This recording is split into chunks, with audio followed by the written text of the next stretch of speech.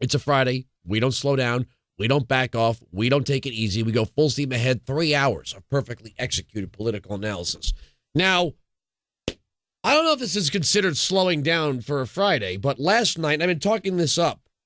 I went on Canadian Public Radio out of the New York City affiliate of NPR, WNYC, last night.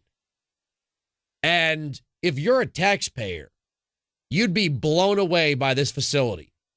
I mean, it had every single bell and whistle that a radio facility could possibly have.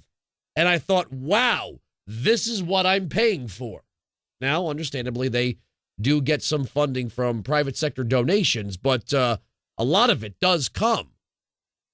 A lot of it comes from the taxpayer. Do we have the audio ready to go? Okay, hold on a second. Let me set this up. The host was named John Gomeshi, and he seems to be the host of a sort of full-service arts, entertainment, culture, and yes, politics radio and web TV show. Amy Goodman from Democracy Now! Was scheduled to appear. She did not show up. No, I'm not saying that she cut and ran or anything, but Eric Alterman, who I didn't get time to really research, and I research everybody that I'm going to be debating or on a panel with, he was taking the place of Amy Goodman. He's from the Center for American Progress, journalism professor, NYU, Rights for the Nation, just, across the board, a liberal. In the center was Brian Williams from the NBC Nightly News. On the right was me. Now, if you think that and there are a lot of people who say, well, you ham that up for the radio. If you think when confronted face-to-face with my opinions and called out on my knowledge that I squirm or I back down or I apologize, I want you to listen to this. There was only a couple of segments. One of them was about the tsunami in Japan, the nuclear reactors, Haiti, the coverage of what they called disaster porn and the race to bring the most horrific images for ratings. I basically said, well, journalism, the tenets of journalism are the who, the what, the when, and if possible to verify the how and the why. Everything else is, it is what it is. If the market wants to see horrific images, you're going to see horrific images. If the market wants correspondents crying in Katrina in New Orleans, you're going to get more tears. But then we turn to funding for NPR. Now, I want you to understand something here. This was a lower Manhattan audience, very artsy, very liberal, very socialist. This was in the WNYC Studios performance space. This was the NPR crowd.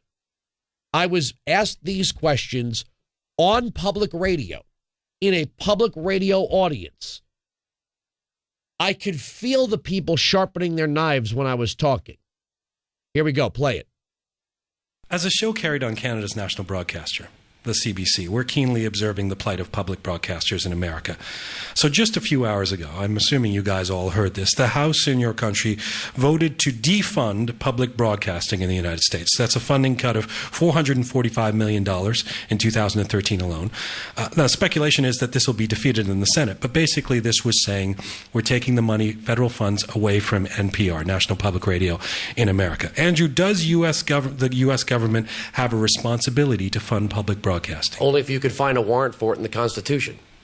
I mean, where would you find the origin of the debt of the taxpayer to a broadcaster? I work in broadcasting. Why should I have to pay a tax to a competing broadcaster or any broadcaster for that matter? To say that the federal government has to do it is to ignore that if the federal government pulled totally out of NPR, that the private sector backers that do back NPR are going to walk away too. And that it can't be done by the state government. So you're telling me that we can't have NYPR, New York Public Radio? I don't understand why this belief is that if the federal government isn't doing it, it can't be done. You support the cutting of funds for NPR? Yeah.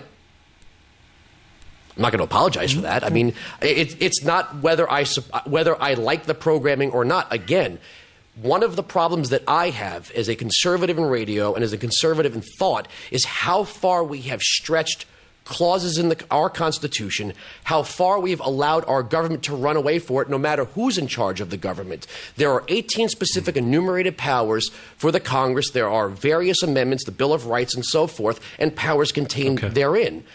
This idea that the government can spend whatever money it wants is the problem. And you do just realize that the public funding of broadcasting in the United States compared to European countries is much, much lower. I don't live in a European country. You don't care about that? Why should I? Okay. Eric Alterman? Well, the idea that it's unconstitutional is just silly. I mean, they didn't have broadcasting in 1775. Amend the Constitution then. I mean... That's what the amendment process is for. By that logic, the Air Force is also unconstitutional. No, that's part of the Army Air Corps. If you want to return to the Army Air Corps, go right ahead. The Army Air Corps also was not in the Constitution. I mean, that's just a silly argument. The philosophical argument is a different one, which is that he doesn't think government should be in the business of promoting media, which is a perfectly reasonable philosophical argument. But it's not one that most people share. I mean, it's true, you're right. The number in the United States is actually astounding. In Britain, and I imagine Canada is similar, and I know Australia is even higher, people pay about $250 a year. It's a lot less in Canada than it is in Okay, Britain. well, in the United States, it's about $1. It's about $1. And for a lot of people in rural areas, it's the only news they have, only serious news to which they have access. And so to say that the rest of the country can't kick in $1 for this when we pay for all kinds of ridiculous things in this country, it's just ridiculous. And so fine if a principled conservative wants to take that position that they don't think the government should be in this thing, let them take that position. I got no problem with that. But it's not a majority position in this country. And what it is it's the Republicans kowtowing to an extremist minority that's taken over their party. And this vote today is actually a purely symbolic vote. It's not going to have any meaning. But when it comes up for actual horse trading between the House and the Senate, there is going to be a cut, and it's not going to hurt me or people who in urban areas, the people that actually hate. It's going to hurt the people in rural areas who can't get news in any other way. And by the way, NPR is not a liberal broadcast station. They bend over backwards to be fair to conservatives, and I think they, I wish they didn't bend over quite so hard. But you can't call it a basis of liberal bias. It's a philosophical difference, and it's one in which NPR is in the majority. For the record, I didn't bring up liberal bias. No, you didn't. Actually. No, I didn't accuse you of bringing it. I've got about a minute left, so Brian, you can bring us to close on this. What's your position on this vote around NPR? I get to be the managing editor of our little half hour every night, and I didn't put this in the broadcast tonight for a practical reason. We had the prospect of an airstrike on Benghazi, the last rebel positions, tonight, and I didn't think we could afford the time. Second, Eric's right in that this vote was a stunt. It's dead in the Senate. It will live another day to cut the funds. And while I don't do opinions, I would perish the thought of raising our two children again without the help of our friends at Sesame Street, and I would hope that someone would fund the good works and good programming that goes on PBS. All right, let's leave it there. Our New York City media panel, I thank you very much for all being here. Now, I wasn't expecting to get a round of applause from the audience. As a matter of fact, I was staring right into their faces when I said what I said. And they weren't far away from me.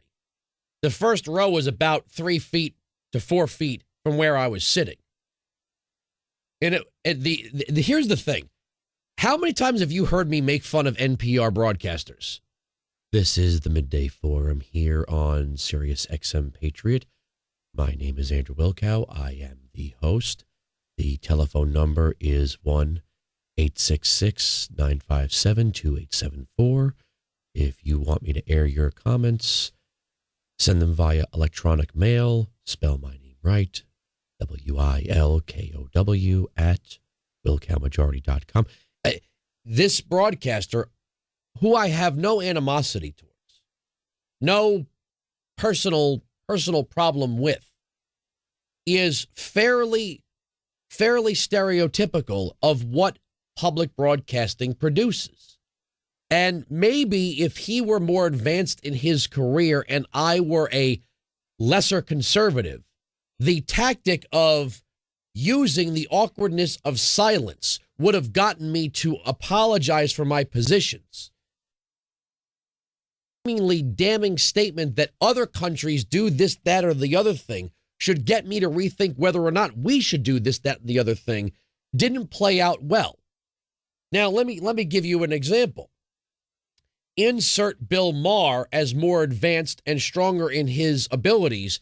Insert weaker conservative who doesn't really have an intellectual, philosophical understanding of conservatism, just seems to sort of be trying to stake out a career as a conservative in media and doesn't really ideologically believe what they say.